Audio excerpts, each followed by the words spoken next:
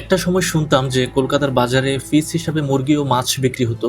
হিন্দুদের অনেকেই সেই বাজার থেকে এসব কিনতো। যদিও বাংলাদেশের সুপার শপগুলোতে এসব এখন হরহামেশাই বিক্রি হয়। আজকে একটা জিনিস দেখলাম, সেটা আপনাদের সাথে একটু শেয়ার করি। কারণ বাজারে মুরগির পা, গিলা, কলিজা এসব বিক্রি হয়, এটা সবাই জানেন। কিন্তু এটা কি জানেন, এসব খাবার শুধু মানুষ খায় না, আপনার বাড়ির পোষা বিড়াল, কুকুর, এদের জন্য কিন্তু এসব খাবার নিয়ে যাওয়া হয়। এসবের দাম খুবই অল্প। সবগুলো যদি আপনি একসাথে কিনতে যান, 1 কেজি মাত্র 150 টাকা। অন্য অন্য জিনিসগুলো নিতে পারবেন, শুধুমাত্র পা নিতে পারবেন, শুধুমাত্র গিলা কলিজা নিতে পারবেন। এক একটার এক এক দাম, তবে অন্য অন্য জায়গা থেকে একেবারে সস্তা। এটি হচ্ছে কারণ বাজারের সেই ঐতিহ্যবাহী একটি বাজার। কোনটা কত কোনটা কত?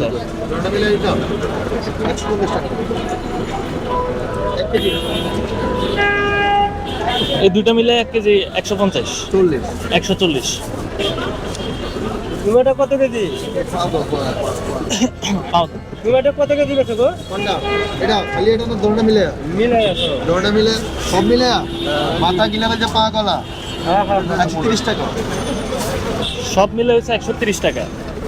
বুঝে না আমার এই যে দেখেন, এখানেও একই অবস্থা। মুরগির গিলা, কলিজা, অর্থাৎ মুরগির যে অংশগুলো আসলে মানুষ খেতে চায় না বা যে অংশগুলো অনেকেই অ্যাভয়েড করে, সেই অংশগুলোই এখানে বিক্রি হচ্ছে কারণ বাজারে।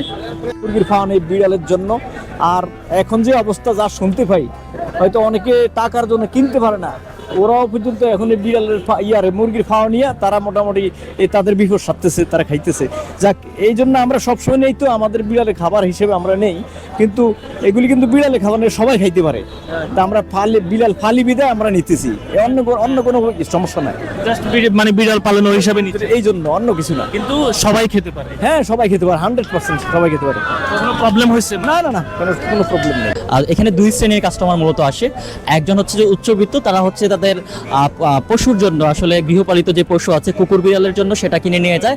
আর যারা নিম্নবিত্ত মানুষ রয়েছে, শ্রমজীবী মানুষ রয়েছে, দিন আনে দিন খায়, এই টাইপের মানুষ রয়েছে, তারা আসলে নিজের জন্যই কিনে। তাদের নিজেরাও প্রতিদিন এই ধরনের, প্রতিদিন না সপ্তাহে একদিন এই ধরনের খাবার খেতে হিমশিম খাচ্ছে। আবার অনেকে প্রতিদিনের জন্য কুকুর বিড়ালের জন্য সেটা কিনে নিয়ে যাচ্ছে। তো এই ক্ষেত্রে আসলে যার সামর্থ্য যেমন, সে তার সামর্থ্যের অনুযায়ী আসলে নিচ্ছে। কেউ নিজের জন্য, কেউ তার পশুর জন্য। আসলে কিছু করার নাই, অর্থের সংকটে আসলে পশুর খাবারই নিজেরা খেতে হচ্ছে। আর সেটা আমরা দোকানদার এবং এখানে যারা উপস্থিত কাস্টমার ছিল তাদের সঙ্গে কথা বলে আমি এমনটাই জানতে পেরেছি। ভাই, এই যে গিলা কলিজাগুলো, এগুলো কারা কিনে আসলে? এটা বড় লোকে কিনে, ছোট লোকে কিনে, গরিবরা কিনে, সবাই কিনে, সবাই কিনে। সবাই কিনে। অনেকেই যে ধরেন এগুলা যারা বিক্রি করে বা যারা কিনতে আসে, অনেকেই একটু লুকোচুরি করতে থাকে, যে মুখ দেখায় না বা কথা বলতে চায় না। এই যে লজ্জাটা কেন? না, ওই যে বড় লোকে লজ্জা, এটা মানে এগুলা কিনবো কিনা, এই রকম গরিবেরা তাই কিনা, বুঝছেন? এরা তো বিড়াল রে খাবায়, হেরা খায় না। বিড়াল রে খাবায়, কুকুর রে খাবায়। হ্যাঁ, মুরগি মানুষে খায়। বড় লোকের লজ্জা, টাকার অহংকার আছে, এই কারণে লজ্জা, বুঝছেন?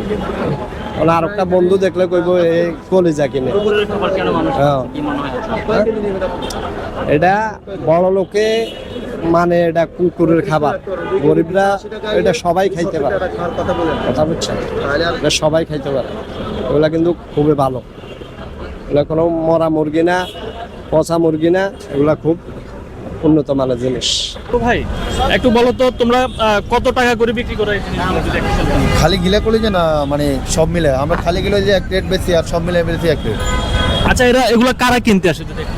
ভাই, কারা কিন্তু অনেক বড় লোকেরা কুকুর বিড়ালের জন্য নিতে আসে, আর গরিবেরা ভাই মুরগি কিনতে পারে না, এইগুলো দিয়ে মানে তৃপ্তি মিটে আর মানে অনেকে কুকুর বিড়ালের জন্য নিতে আসে। হ্যাঁ, অনেকজনের বেশিরভাগ কুকুর বিড়ালের জন্য নিতে আসে। আচ্ছা, আমাকে বলো যে কোন ফার্স্টটা কত করে বিক্রি করো? কোনটা? খালি গিলা কলিজা নিলে 150-60, হ্যাঁ। আর পা নিলে 130-40 এবার বিক্রি করে দেয়, আর গলা নিলে 120-30। আর এটা মাথা খালি মাথা 40 টাকা 50 টাকা এইভাবে।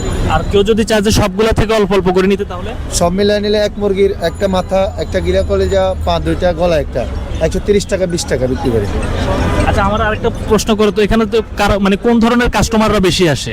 বেশিরভাগ কাস্টমার ভাই দোনো রকমের কাস্টমার আছে, কোনোটা কম না।